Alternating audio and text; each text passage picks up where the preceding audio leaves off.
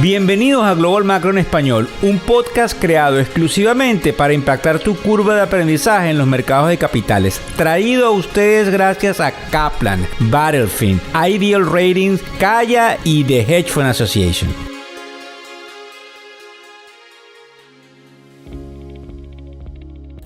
Hola, ¿cómo están? ¿Cómo les va? Hoy es miércoles 4 de octubre del año 2023. Buenas noches, buenas tardes o buenos días. Esperemos que se escuche bien porque es primera vez que hacemos el podcast desde la cabina de un avión a más de 30.000 pies de altura.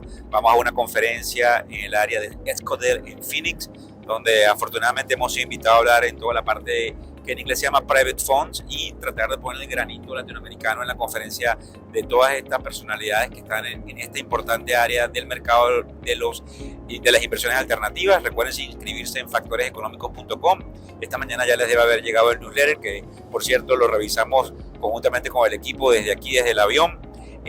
Antes de pasar a hablar de las dos cosas que nos importan el día de hoy, como sería el ISM de servicios que salió temprano con respecto al mes de septiembre y del informe ADP, que también nos marca por dónde va la creación de empleo. Como ustedes saben, se ratifica con específicas estadísticas el día viernes a las 8:30 de la mañana, como todos los primeros viernes de cada mes.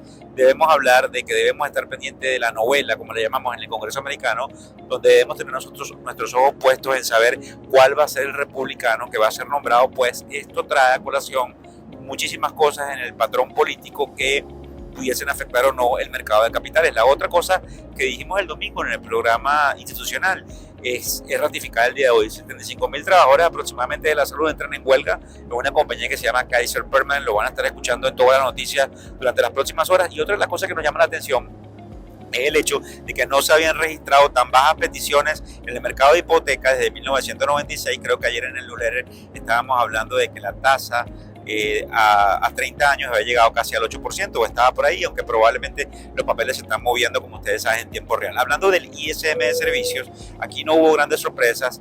Para que ustedes vean, el número estuvo en 53.6. Lo importante aquí es que el pronóstico de los analistas estaba en 53.5 y esto es un poco más bajo del 54.5 que viene mostrándose desde agosto.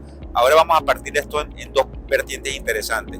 Para los escépticos, se observaría entonces que ellos pensarían que estos nuevos pedidos sufrieron un golpe notable, cayendo del 57.5 en agosto al 51.8 en esta ocasión, que también disminuye el empleo llegando al 53.4, lo que supone una caída de 1.3 puntos en comparación a agosto, y también obviamente que los precios se mantuvieron elevados alcanzando 58.9. Indudablemente que esto hace que con ese número de 58.9 en el caso de los precios todavía no caigamos en una recesión, pero se seguiría mostrando algún tipo de componente difícil en la economía. Mientras que si son optimistas, obviamente, aquellos analistas de mercado que creen que el mercado puede seguir subiendo, podrían hablar que la desaceleración de los nuevos pedidos es una segunda señal de un crecimiento débil y que por lo tanto la Reserva Federal no debería estar subiendo tasas, también acompañado de lo que vamos a hablar inmediatamente con respecto al ADP, que mide desde el punto de vista del sector privado todo lo que tiene que ver con las estadísticas de la creación de empleo, de lo que se llama el payroll,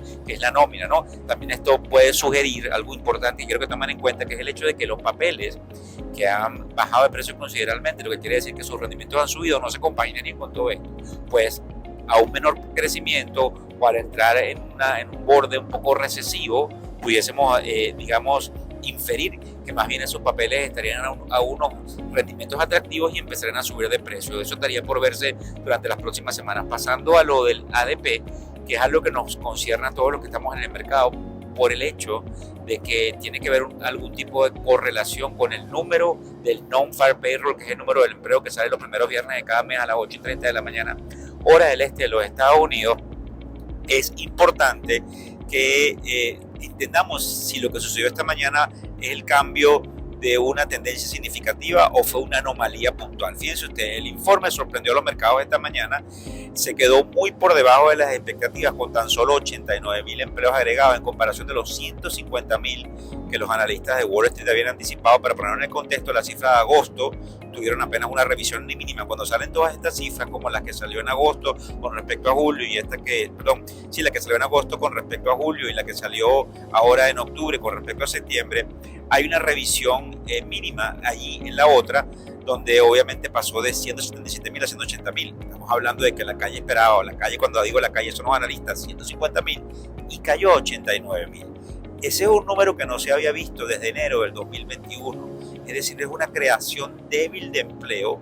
Las grandes corporaciones desempeñaron un papel clave en esta caída, eliminando sustancialmente 83.000 empleos en septiembre. Acuérdense que es importante porque esta es una de las aristas que sigue la Reserva Federal para saber por dónde va la economía, y es un poco doloroso porque cae en un terreno del cual nadie quiere hablar, que es la posibilidad de pérdidas de empleo, profundizando en los sectores, tanto en la manufactura como en los servicios empresariales y profesionales. También en el sector de hotelería y actividades financieras se observaron algunas ganancias de los empleos, mientras que básicamente los que no perdieron empleo, sino los que tuvieron empleo, vieron un incremento en su salario septiembre a septiembre de 5.9%. Sin embargo, creo que es importante, que vale la pena señalar que esto marca el 12º mes consecutivo de desaceleración. Recuérdense que estoy en el avión, un poquitico de turbulencia, y trato de concentrarme con ustedes en lo que tengo en mi cabeza, lo que tengo en mis notas aquí anotadas, que es interesante también. Los aumentos salariales disminuyeron para aquellos que cambiaron de empleo, importante, cayendo del 9.7% en agosto a tan solamente el 9% en septiembre. Esas son las cifras año tras año que traen todas estas estadísticas. Y en definitiva, un experto, según estuve viendo aquí en DirecTV, en United, para hacerle un poco de propaganda, decía hace rato que estamos presenciando una disminución significativa en el número de empleos este mes, y ha habido una disminución constante en los salarios durante los últimos 12 meses. Entonces, ¿qué pudiesen decir los optimistas? Bueno, podrían argumentar que la reciente caída de los precios de los bonos no se alinea, como les decía antes, con los datos económicos más amplios, especialmente teniendo en cuenta los importantes desafíos que se espera enfrente en la economía en los próximos meses. Eso quiere decir que habría que comprar bonos porque los rendimientos estarían apetecibles.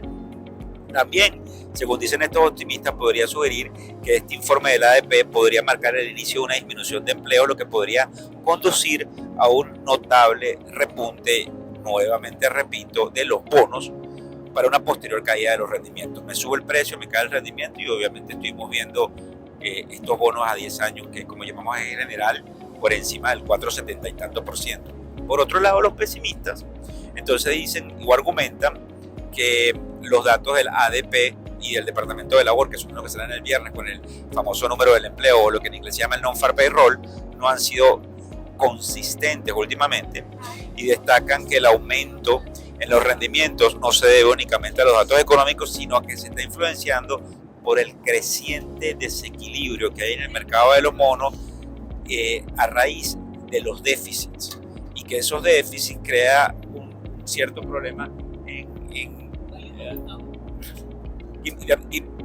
un segundo, por favor, estoy grabando algo. You're on the phone? No, I cannot be on the phone. You cannot be on the phone. Okay, just want to make Okay. sure I saw you talking. I'm recording something. Thank you, sir. Discúlpenme, la hermosa tenía miedo de que yo estuviese en el teléfono. Me disculpan y no la escuchaba. La verdad es que no quería perder el hilo de la conversación con ustedes. Pero yo creo que es interesante lo que estábamos hablando de los pesimistas, que dicen que el problema de los bonos obviamente viene dado no porque no vayamos a una recesión, sino porque más bien vamos a un problema de déficit, donde el tesoro de los diferentes países, incluyendo el tesoro americano, demanda más cantidad de dinero para cubrir el déficit. Así que indudablemente va a haber una oferta de papel, lo que en definitiva hace que los precios caigan porque hay más oferta y los rendimientos suban, independientemente de que en este sentido pudiésemos ver esos rendimientos apetecibles por una caída de la economía. Bueno, como pueden ustedes notar, algo bastante complicado de entender.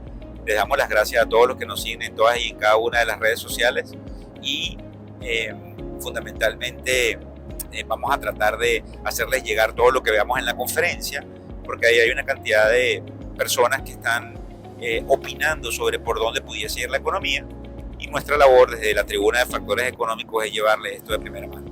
Muchísimas gracias a todos y gracias por compartir. El podcast Global Macro y de Factores Económicos ofrece una visión global de los mercados de valores, y dicho análisis es producto de la compilación traída por diferentes fuentes de investigación de mercados institucionales. Por motivos y declaración regulatoria, Este podcast no debe ser interpretado como una recomendación precisa en inversiones, bien sea en productos y o vehículos financieros. Y además, sugerimos consultar con su respectivo asesor particular de inversiones o su equivalente en caso de suscitarse cualquier duda que pudiese derivarse de nuestra fuente informativa. Este podcast es narrado por Víctor Hugo Rodríguez, quien es un conocido profesor y comunicador financiero, cofundador de la plataforma educativa ilafin.com. Muchas gracias.